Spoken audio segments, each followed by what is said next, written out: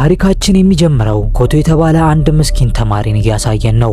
ኮቶ በጣም ድሃ በመሆኑ በአንድ ፈራርሳ ልትወድቅ በደረሰች ቤት ውስጥ ከታማሚ እናቱ ጋር ያለምንም መተዳደሪያ ገንዘብ ነበር የሚኖረው። ከዕለታት በአንዱ ቀንም እንደለመደው በባዶ ሆዱ ወደ ትምህርት ቤት በሚሄድበት ጊዜ ጉልበተኛ ተማሪዎች በዩቲዩብ ላይ በቀጥታ ስርጭት ጌም እየተጫወቱ ሳለ ተመልካቾቻቸውን ዘና ለማድረግና እሱን ለማዋረድ ሲሉ ፊቱን ሜካፕ ቀባብተው እንደ አሻንጉሊት ይጫወቱበት ጀመር። ይሄ ጌም የሚባል ነገር እኮ ስንቱን ፈጀው።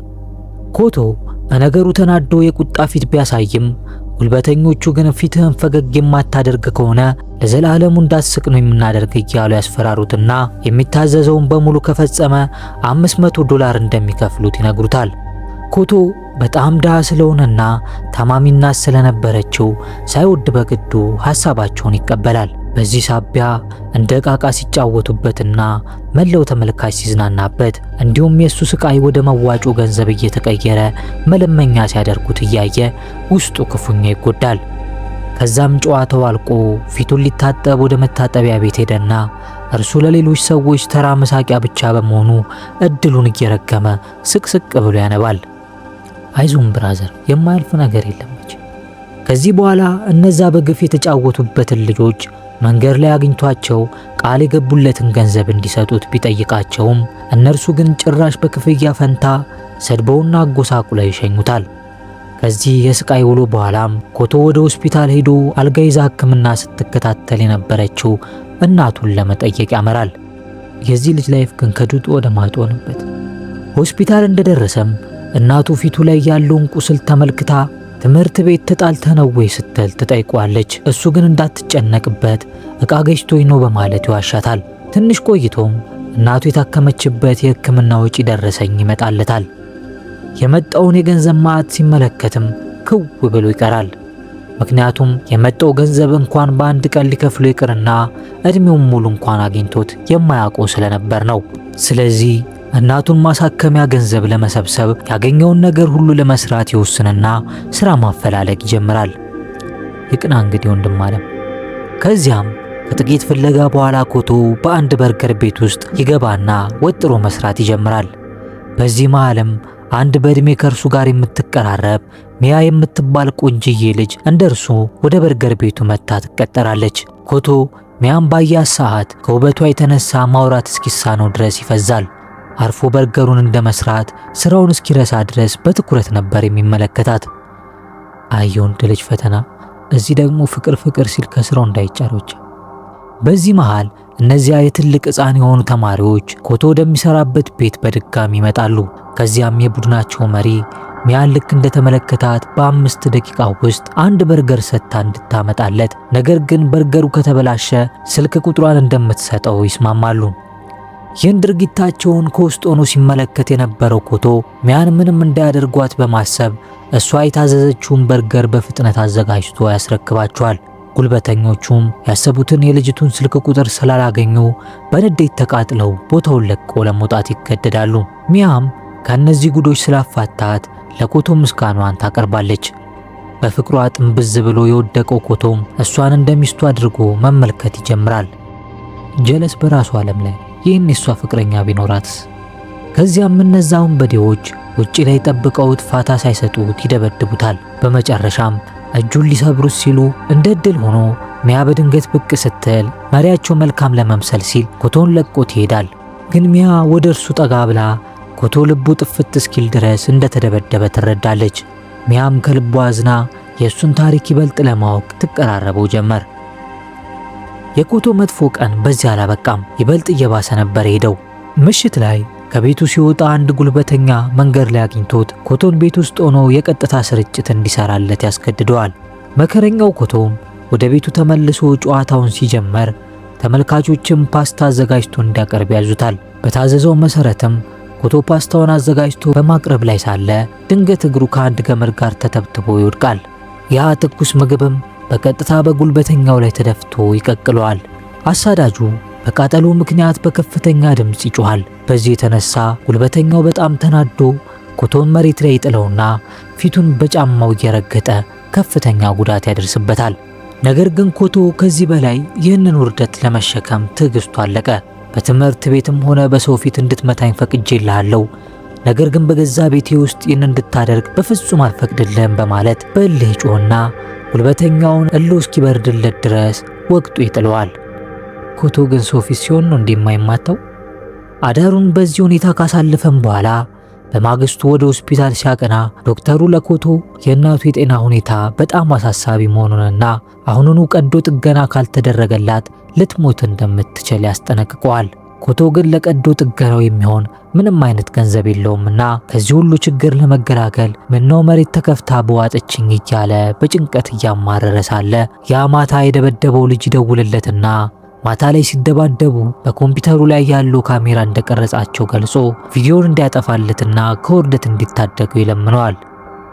ኮቶም ይህን እንደሰማ በፍጥነት ወደ ቤቱ ሮጦ ሄዶ ዩቲዩብን ሲመለከት ቪዲዮው በሚሊዮን የሚቆጠሩ እይታዎችንና በርካታ አስተያየቶችን አግኝቶ በሀገሩ መነጋገሪያ ሆኗል። በዚህም ምክንያት ቪዲዮን ከማጥፋት ይቆጠባል። በማግስቱም ወደ ትምህርት ቤቱ ሲመለስ ተማሪዎች በሙሉ ያንን ቪዲዮ ተመልክቶት ስለነበር እስከ ትናንትናው ምሽት ድረስ ማንም የማያውቀውና እንደ ሰው የሚያቆጠረው ምስኪኑ ኮቶ በአንድ ሌሊት በትምህርት ቤት ውስጥ ዝነኛና የተከበረ ተማሪ ሆኖ ያርፋል። ነገሩ ለሱ እንግዳ ቢሆንበትም ያ የተደበደበው ልጅ ግን ዝናውንና ክብሩን በማጣቱ በጣም ተናዶ ኮቶን እንደገና ሊያጠቃው ይሞክራል። ነገር ግን የገዛ ጓደኛው እግሩን ጠልፎ መሬት ላይ ያሰጠዋል። አንተ አትረባም፣ በደካማው ልጅ ተሸንፋል፣ አዋርደህናል በማለት ከቡድናቸው ያባረሩታል። ያ ጉልበተኛ የነበረ ልጅም ብቻውን ቀርቶ ሲዋረድ በአእምሮ ውስጥ ግን አንድ ነገር ብቻ ይቀራል። እሱም ጊዜው ሲደርስ ኮቶን መበቀል። ነገር ግን በታሪኩ ውስጥ አንድ ያልተጠበቀ ክስተት ይፈጠራል። ያ ከቡድኑ የተባረረው ቢጫ ጸጉር ልጅ ከቡድኑ ያባረረውን መሪያቸውን ለማዋረድ ከኮቶ ጋር በቡድን ለመስራት ሐሳብ ያቀርብለትና ይስማማሉ። ይሄ ልጅ ግን አዘናግቶ እንዳይጫወትበት ብቻ። ወደ ክፍል ሲመለሱም ያ የወንበዴዎቹ መሪ ብዙ እይታዎችን ለመጨመርና ገንዘብ ለማግኘት ሲል ሁለቱንም አስገድዶ ቀጥታ ስርጭት እንዲጀምሩ ያደርጋቸዋል። ነገር ግን ኮቶ በንዴት ካሜራው ፊት የቡድኑ መሪ በገዛ አካሉ ላይ ያደረሰበትን ድብደባ ቁስል እያሳየ ይህ መልካም የሚመስላችሁ ሰው እንደዚህ አይነት አረመኔ ነው በማለት ጉዱን ያጋልጥበታል።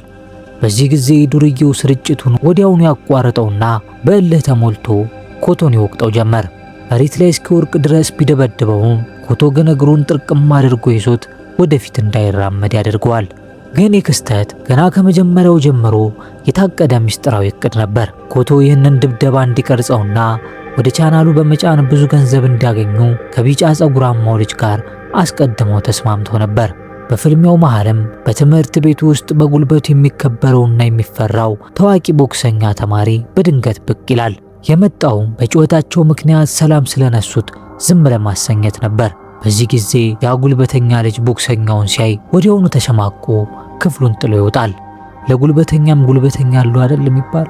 ቦክሰኛውም ኮቶ ራሱን ስቶ ሊወድቅ ሲቃረብ በድግነት አዝሎት ወደ ሕክምና ክፍል ይወስዷል። ኮቶም ከሕክምናው ክፍል ሲነቃ ጠብቆ ያ ቢጫ ጸጉር ጓደኛው ወዲያውኑ ስልኩን ያሳየዋል። ኮቶ እንደ አህያ የተወገረበት ቪዲዮ ከ1 ሚሊዮን በላይ እይታዎችን አግኝቶ ነበር።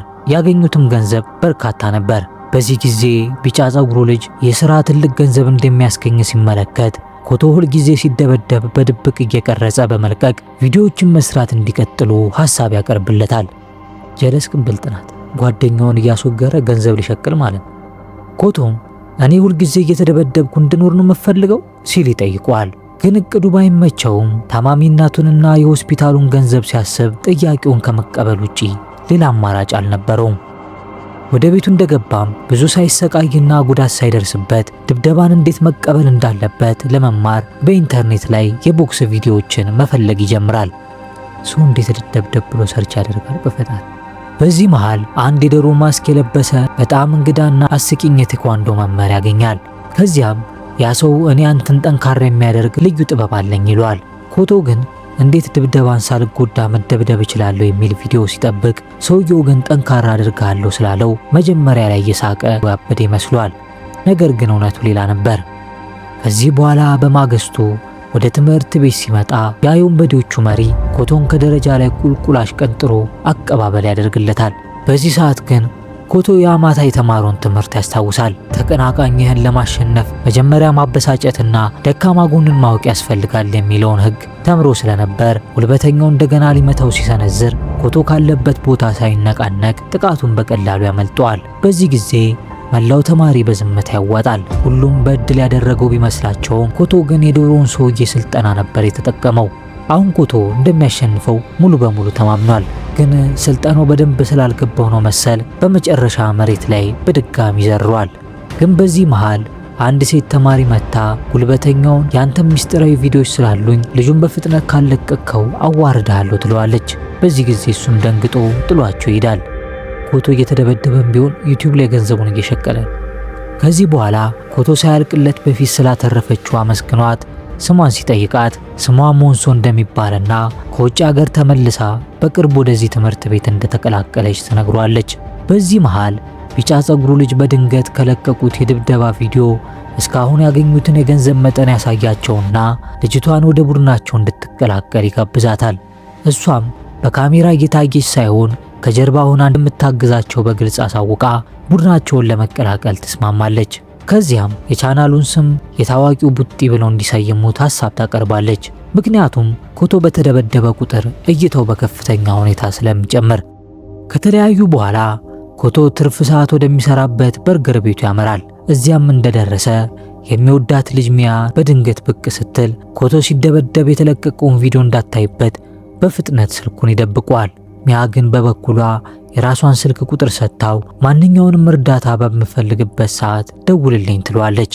ከዚህ በኋላ ስራውን ጨርሶ ጓደኛውን ለማግኘት እየተመለሰ ሳለ በአይምሮ ግን ስለ ሚያ ብቻ ነበር የሚያስበው።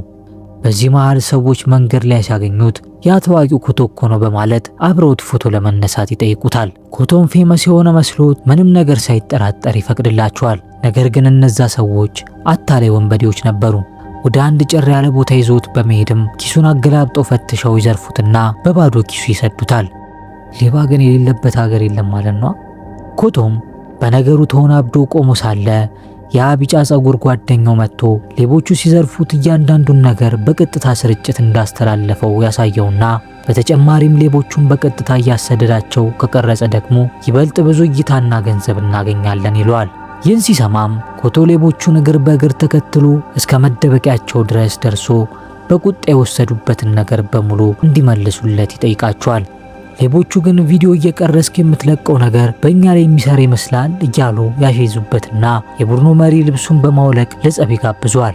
በዚህ ጊዜ ኮቶ የዛን ሰው አስደናቂ ስልጠና በአይምሮ ያመላለሰው ጀመር። የተማራትን ነገር በሙሉ ሲተገብራት ልክ ልዩ ኃይል እንደተጨመረለት ሰው ሌባውን አንጠባጥቦት በመጨረሻም የኪስ ቦርሳውን ያስመልሳል። ከዚህ በኋላ ኮቶ ያለው ዝና እየጨመረ ብዙ ገንዘብ ማግኘት ይጀምራል። በማግስቱም ኮቶ ወደ ሆስፒታል በመሄድ የእናቱን የሕክምና ወጪ ሙሉ በሙሉ ይከፍላል። ነገር ግን ገንዘቡን ያገኘው ከየት እንደሆነ ለእናቱ በፍጹም አልነገራትም። እናቱ ግራ ያመጣሁት ነው ይበል እንዴ? ላፍ ራሱ ይደብራል። ከዚህ በኋላ ወደ ቤቱ እየተመለሰ ሳለ ከሚወዳት ልጅ ሚያ እንገናኝ የሚል መልእክት ይደርሷል። በዚህ ጊዜ በደስታ ስሜት ተውጦ ያገኛትና ወደ አንድ ካፌ አብረው ያመራሉ። እዚያም የሚወደውን አስክሬም አዞ ከሚያፈቅራት ልጅ ጋር በደስታ እያወራ ይፈነጥዝ ጀመር። ፍቅር እኮ ከባድ ነው። ከምትወደው ሰው ጋር ማውራት ራሱ ያስደስታል። ነገር ግን በዚህ መሃል አንድ ወጣት ልጅ በኮቶ አሮጌ ጫማዎች ላይ ጮክ ብሎ መቀለድ ይጀምራል።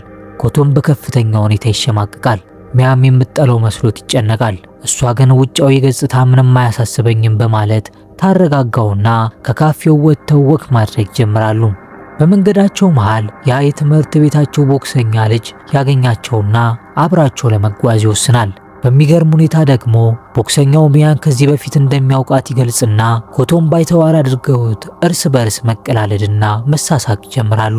በዚህ ጊዜ በኮቶ ልብ ውስጥ ታላቅ የቅናት እሳት ይነድና በዚህ ጨዋታቸው ውስጥ ለእርሱ ምንም ቦታ እንደሌለው ስለተሰማው እግሬን አሞኛል በሚል ምክንያት መንፈሱ ተሰብሮ ቦታውን ጥሎላቸው ይሄዳል። ምን የሞተ ነው ባካችሁ? ይዟት ሲሄድ ዝም ትላለን?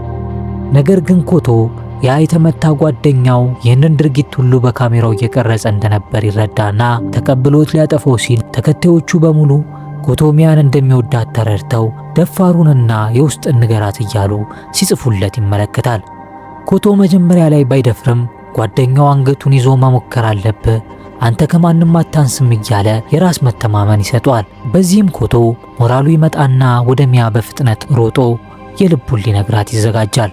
ነገር ግን በመሃል ጓደኛው መሬት ላይ ወድቆ ያየዋል። ተጠግቶ ሲመለከተውም ክፉኛ ቆስሎ ደም እየፈሰሰው ስለነበር ይደነግጣል። ግን ጓደኛው ቶሎ በልና ራስህን አድን ብቻ ይለዋል። በዚህ ሰዓት ያ ጉልበተኛ ልጅ ከነወንበዴ ጓደኞቹ ጋር ብቅ ይልና ሁለቱንም መሬት ላይ ጥሎ በጭካኔ ደበደባቸው ጀመር።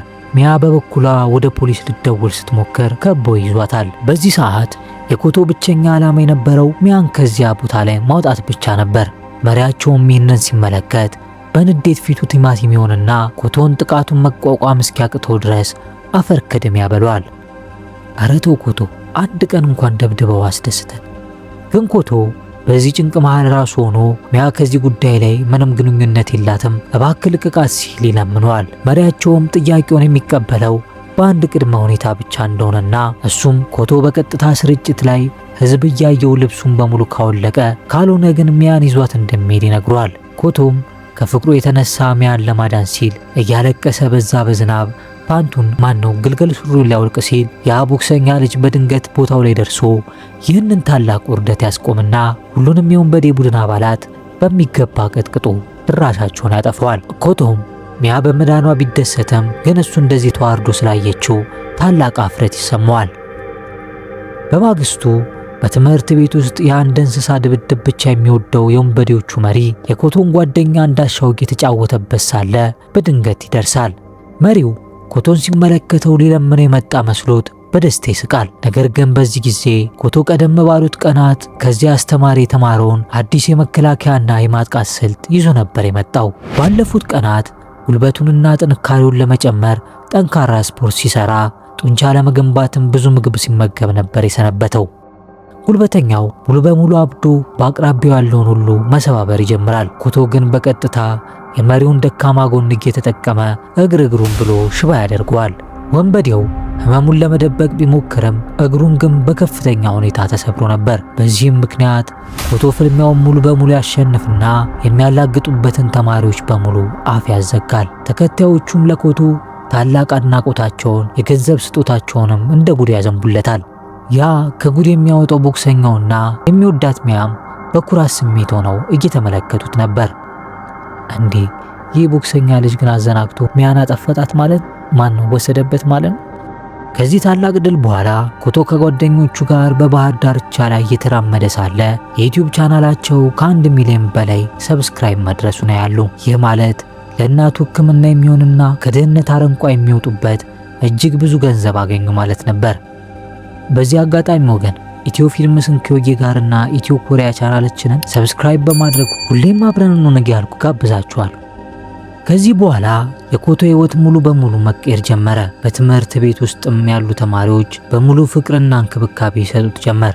በዚያ ላይ ያ የሚያሰቃየው ፍንዳታ ተማሪ በሰራው ጥፋት ምክንያት ከትምህርት ቤት መባረሩን ይነግሩትና ሁሉም ተማሪዎች ከዚህ ጨካኝ ልጅ ስለገላገላቸው ምስጋናቸውን ያቀርቡለታል። በዚህም ኮቶ ህይወቱ ወደ ቀድሞ ሰላማዊ መስመር የተመለሰች ያህል ይሰማዋል። እንደተለመደው ከትምህርት ቤት ወጥቶ ወደ ተለመደው ስራው ሲሄድ ገና ከመግባቱ ከሚያ ጋር ተጋጭቶ ያዘችውን ያስደፋታል። ግን የወደቀባትን ለማንሳት ሁለቱም ጎንበስ ሲሉ በዚያች ቅጽበት በፍቅር ስሜት ይተያያሉ። በመካከላቸውም የታመቀው የፍቅር እሳት የተያያዘ ይመስል ነበር። ከዚህ በኋላ ከስራ ወጥቶ ለመጀመሪያ ጊዜ ወደ ቤቷ ይሸኛታል። ልክ ሲሰናበታት ግን ኮቶ አንድ የሚያስደነግጥ ነገር ይመለከታል። ሚያ የገባችው ቤተ መንግስት የመሰለ ግዙፍና ያማረ ቪላ ቤት ውስጥ ነበር። ሚያ የመጣችው ከናጠጠ የሀብታም ቤተሰብ መሆኑን ሲረዳ የኮቶ ሞራል እንክትክቱ ይወጣል። እንደዚህ አይነት የሀብታም ልጅ እንዴት ከኔ ከዳው ጋር አብራ ልትሆን ትችላለች በሚል ተስፋ ይቆርጣል። አይዞን ብራዘር፣ ዋናው ፍቅር ገንዘብ እንደሆን ተሰርቶ ይመጣል። በሌላ በኩል ሚያ ከአባቷ ጋር ተቀምጣ እራቷን ስትመገብ እንመለከታታለን። አባቷ ያንን የድሃ ሬስቶራንት ስራ ትታ በራሱ ትልቅ ኩባንያ ውስጥ እንድትሰራ ቢናገራትም ሚያ ግን ለመስራት ፈቃደኛ አልነበረችም። በዚህም በመካከላቸው ያለው ግንኙነት የተቀዛቀዘ እንደሆነ እንረዳለን። ወደ ኮቶ ስንመለስ ኮቶ የውጊያ ብቃቱን ለማሻሻል አዳዲስ መንገዶችን ሲፈልግ ጓደኛው ዞን ከሚያካክሉ ጠብደሎች ጋር ሊያፋልሙ ይወስደዋል። ከዚህ ከወጡ በኋላ ተሰነባብተው የኮቶ ጓደኛ አስረሽ ምቹ ለማለት ወደ አንድ የምሽት ክለብ ያመራና በበርካታ ሴቶች ተከቦ ዓለሙን መቅጨት ይጀምራል። ግን በዚህ መሃል ያ ከትምህርት ቤቱ የተባረረው የጉልበተኞቹ መሪ ጓደኛ ከሴቶቹ መሃል ነበረችና እሱ ሳያውቅባት ልትበቀለው ታስባለች። ከዚያም በአቋሙ የተማረከች በመምሰል አቅሉን ታስተውና ጭንቅላቱ እስኪዞር ድረስ መጠጥ ትግተዋለች። ትንሽ ሞቅ እንዳለውም አድናቂው እንደሆነች ነግራው የዩቲዩብ ቻናላቸውን እንዲያሳያት ትለምኗለች። በዚህ ጊዜ በግዴለሽነት ቻናሉን ከፍቶ ሲሰጣት እሷ ግን ሳታስባንን የቻናሉን ፓስወርድ በሚስጥር ትሰርቋለች። ልክ በዚያው ምሽት የኮቶ ጓደኛ ሞንሶ ወደ ቻናላቸው ለመግባት ስትሞክር ነበር ቻናላቸው መዘረፉን የተረዳችው። ወዲያውኑም ለኮቶ ደውላ በአስቸኳይ ወደ ቤቷ እንዲመጣ ትጠይቀዋለች። ኮቶም ነገሩን እንደሰማ ደንግጦ ወደ ቤቷ በማምራት ላይ ሳለ የማታ ዱርዬዎች በድንገት ከበው ይዙትና ያለውን ለመዝረፍ ሲሉ በከፍተኛ ሁኔታ ደብድበውት ከእንግዲህ የጀግና ጨዋታን ካላቆምክ እንገላለን ብለው አስፈራርተውት ይሰወራሉ። ይህ ልጅ ግን ዱላ ይቀነዋል። ቢያንስ በቀን አንድ የሚወግረው ሰው ያጣ። በዚህ ጊዜ ጓደኛው ሞንሶ በስልክ ስትደውልለት የንን አሰቃቂ የድብደባ ድምፅ ሰምታ ኖሮ በፍጥነት እሱን ለመፈለግ ትወጣለች። ከጥቂት ፍለጋ በኋላም በቦታው ላይ ስትደርስ ኮቶም መሬት ላይ ተዘርሮ ስታገኘው የሞተ መስሏት የምትገባበት ይጠፋታል። እሱ ግን እንደምንም እያቃሰተ ደህና መሆኑን ይነግራትና አፋፍሳ ወደ ቤቱ ተወስዷለች። በኋላም የቢጫ ጸጉሩ ልጅ ከመጠጥ ቤት ወጥቶ እነ ኮቶን ሲያገኛቸው ቻናላቸውን መዘረፉን ይነግሩታል።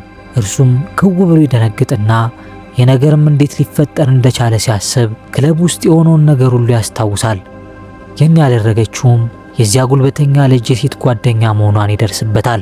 በማግስቱ ትምህርት ቤት ውስጥም ልጅቷን አግኝቶ ስላደረገችው ነገር ቢጠይቃትም እሷ ግን ስለምታወራው ነገር ምንም አላውቅም ብላ ትሸመጥጠዋለች። ወደ ምስኪኑ ኮቶ ስንመለስ ደግሞ ከቪዲዮዎቹ የሚያገኘው ገንዘብ ሙሉ በሙሉ ስለተሟጠጠበት ወደ ሬስቶራንቱ የማስተናገድ ስራው ለመመለስ ይገደዳል። ግን የሚያ እንክብካቤና ፍቅር ችግሩን ሁሉ ያስረሳው ነበር። ኮቶ ሚያ ለሱ ስታስብና ስትጨነቅ ሲመለከት ልቡ በደስታ ይበራል። ከዚህ በኋላ ከጓደኞቹ ጋር ተሰብስበው የተዘረፉትን ቻናላቸውን እንዴት እንደሚያስመልሱ መመካከር ይጀምራሉ።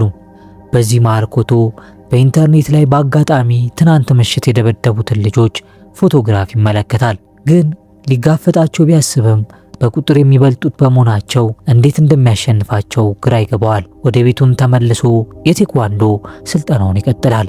በዚያ ምሽትም ከአንድ በላይ የሆኑ በርካታ ተዋጊዎችን በአንድ ጊዜ እንዴት መዋጋት እንደሚችል የሚያሳይ አዲስ ቪዲዮ አግኝቶ አዳሩን ሙሉ ሲሰለጥን ያድራል። በማግስቱ ምሽት ላይም እነዚያ ሁለት ወንበዴዎች በጎዳና ላይ ቀጥታ ስርጭት እያስተላለፉ በሴት ልጆች ላይም የፕላስቲክ እባብ እየለቀቁ ሰዎችን ሲያስደነግጡ ይመለከታል። ግን በዚህ መሃል ኮቶ ሙሉ ገጽታውን ቀይሮ ሌላ በጣም አደገኛና አስፈሪ ሰው በመምሰል ፊት ለፊታቸው ብቅ ይላል። በዚህ ጊዜ እንደለመዱት ሊደበድቡት ሲመጡ ኮቶ ፊት ለፊቱ የመጣውን አንደኛውን ወንበዴ በቡጢ ነርቶ መሬት ላይ ጥሏል። ነገር ግን በዚያው ቅጽበት ሁለተኛው ወንበዴ ሳይታሰብ በስተጀርባው በኩል ይመጣና ኮቶን ገፍትሮ መሬት ላይ ጥሏል። ኮቶም መሬት ላይ ቢወድቅም ሳይደናገጥ በፍጥነት ይነሳና መሮጥ ይጀምራል። ወንበዴዎቹ እሱ የፈራ መስሏቸው ያሳድዱት ጀመር። ነገር ግን የኮቶ ሩጫ የፍርሃት ሳይሆን የወጥመድ ዘዴ ነበር። ሁለቱን ወንበዴዎች እየመራ በሰዎች በተሞላ ሰፊ ወደ ሆነው የመዝናኛ አዳራሽ ውስጥ ይዟቸው ይገባል። ቦታው ሰው የበዛበት በመሆኑ መደበቂያዎቹም ስለሚመቹ ሁለቱን ወንበዴዎች አንድ ላይ እንዳያጠቁት በብላት ይለያያቸዋል። አንደኛውን ወደ አንድ አቅጣጫ፣ ሁለተኛውን ደግሞ ወደ ሌላ አቅጣጫ እንዲሄዱ በማድረግ ብቻቸውን እንዲቀሩ ያደርጋቸዋል። ከዛም መጀመሪያ ላይ አንደኛውን ብቻውን አግኝቶት ድምጥማጡን ያጠፈዋል። በመቀጠልም ወደ ሁለተኛው ዞሮ እሱንም እንዳይለመዱ አድርጎ ይገላግለዋል። እስከዛሬ ኮቶን ሲያሳድዱት የነበሩት ወንበዴዎች ዛሬ ግን በገዛ እጃቸው ውርደትን ተከናነቡ። ኮቶም ይህንን ትዕይንት በቀጥታ ስርጭት ሲከታተሉ ለነበሩት የዩቲዩብ ተከታዮቹ ምስጋናውን ማቅረብ ይጀምራል። ተከታዮቹም በጀግንነቱ ተደስተው በስልካቸው አማካኝነት እጅግ ብዙ የገንዘብ ስጦታዎችን ያዘንቡለታል። ኮቶ አሁን ጀግና ሆኗል። በሌላ በኩል የቢጫ ጸጉራሙ ልጅ ከሞንሶ ጋር ሲያወራ ለሷ ልዩ ስሜት እንዳለው ያስታውቅበታል። ያገኘውን አጋጣሚ ሁሉ ተጠቅሞ ሊቀርባት ሲል የሞንሶ አባት በድንገት ይመጣና አይኑ ላይ ጨው እየደፋበት በልጄ ላይ አንዳች ነገር ብትሞክር ትጸጸታለህ ሲል ያስጠነቅቀዋል። ይህ በእንዲህ እንዳለ ኮቶ ከሚያ ጋር ለእረፍት ወጥቶ ዓለሙን እየቀጨ እንመለከተዋለን። ሚያን ስለ ቤተሰቧ ሲጠይቃት አባቷ ታዋቂ ዶክተር እንደሆነና አብረው ሆስፒታል እንድትሰራ እንደሚፈልግ፣ እሷ ግን ነፃነቷን እንደመረጠች ትነግሯለች።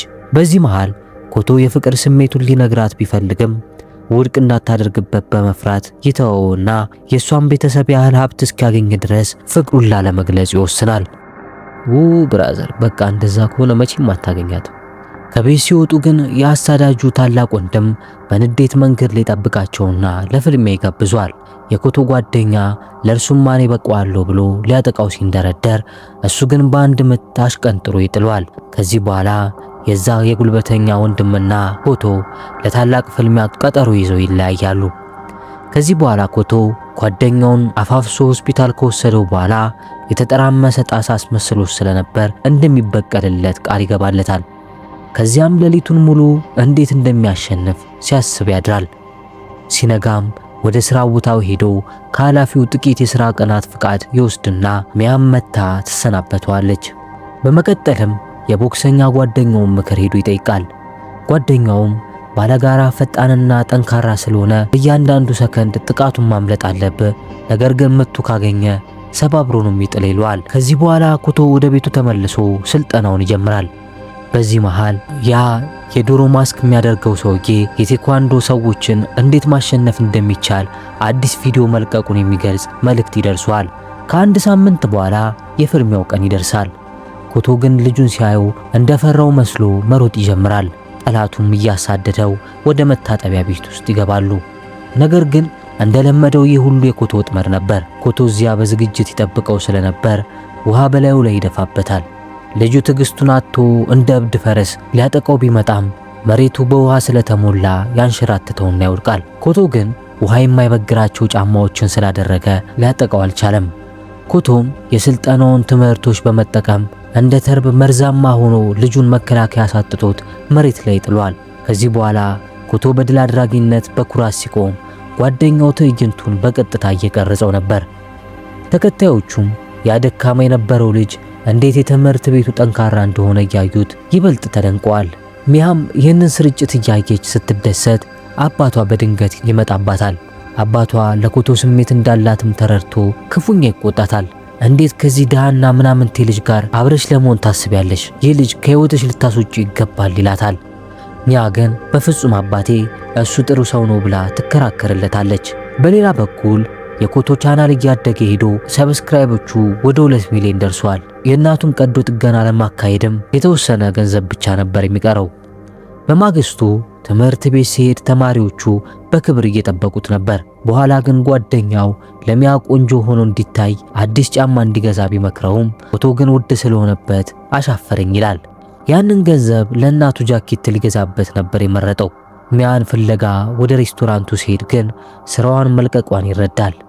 በስልክ ቢደውልላትም አታነሳም። ለካ ሚያ በአባቷ ተገዳ ወደዚያ ሬስቶራንት ዝር እንዳትል ተደርጋ ነበር።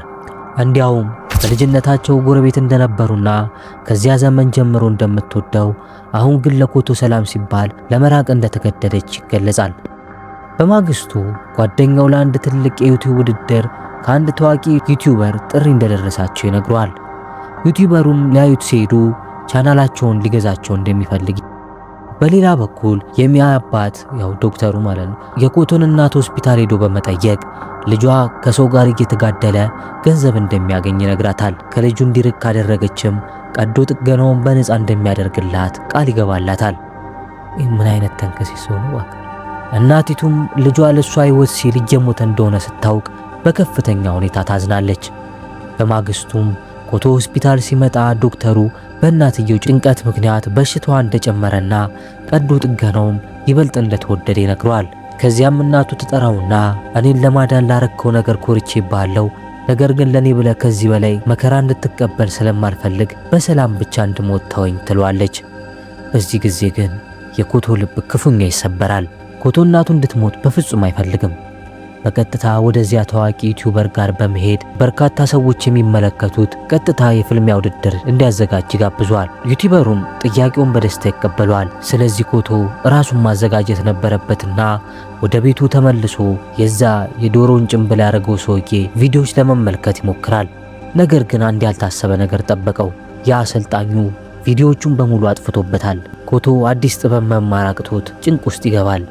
በዚህ መሃል ሞንሶ ወደ ዩቲዩበሩ ጋር ሄዳ ፍልሚያውን እንዲሰርዘው ብትለምነውም እሱ ግን እምቢ በማለት ሰዎቹን እንዲደበድቧትና እንዲያግቷት ያዛል። ሰዎቹ ተራ ሴት መስሏት ነበር ያገቷት። ነገር ግን ትልቁ ሚስጥር የወጣው እዚህ ጋር ነበር። እሷ ራሷ ያቺ ለኮቶ ቪዲዮዎችን የምትለክለት የዶሮ ጭንብል ለብሳ የምታሰለጥነው ልጅ ነበረች። ወዲያውኑም ያ ሁሉ ጥበቧን በመጠቀም ሰዎቹን አንድ በአንድ ቀጥቅጣ አፈር ከድሜ ታበላቸዋለች። ከዚህ በኋላ ሞንሶ ለኮቶ ደውላለት ወደ ቤቷ እንዲመጣ ትጠይቀዋለች። ግን ኮቶ እዚያው ሲደርስ የሞንሶ አባት የዛን ዶሮ ጭንብል በእጁ ይዞ ያገኘዋል። አባትየው ሞንሶን በስፖርት ያሰለጠናት ሲሆን አሁን ደግሞ ለኮቶ ልዩ ስልጠና ሊሰጠው ቃል ይገባለታል።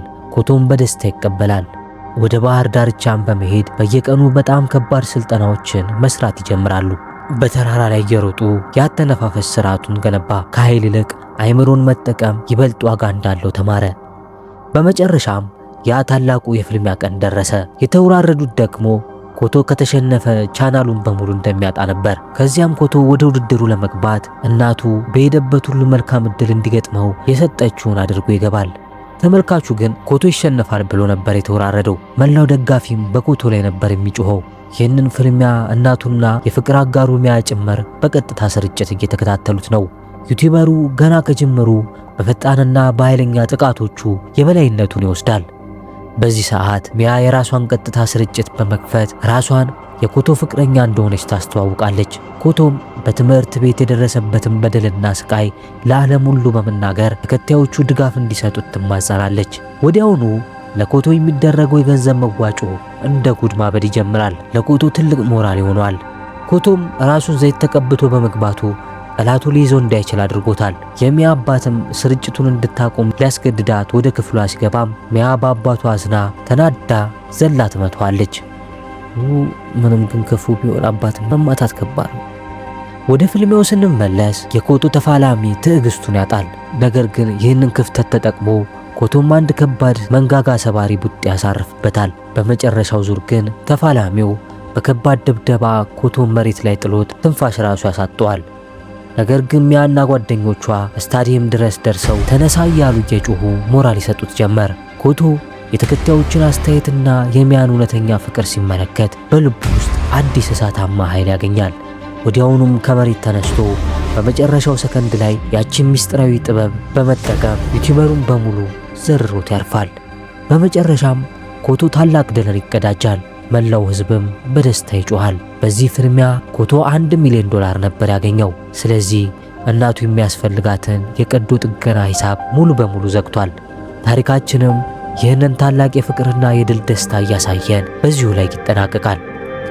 የኔ ቤተሰቦች ምስኪኑ ኮቶ በትዕግስቱ በጥረቱና በእውነተኛ ፍቅሩ እናቱን አትርፏል። ጠላቶቹንም ድል አድርጓል። ይመስለኛል ይህ ታሪክ ለሁላችንም ትልቅ መማሪያ ነው። ቪዲዮውን ከወደዳችሁት ላይክ፣ ሐሳብ አስተያየታችሁን ደግሞ ኮሜንት ላይ፣ ሁሌም አብረን እንድንሆን ደግሞ ሰብስክራይብ በማድረግ ቤተሰብ እንሁን። በቀጣይ አሪፍና አጓጊ ቪዲዮ እስከምንገናኝ ይመቻችሁ።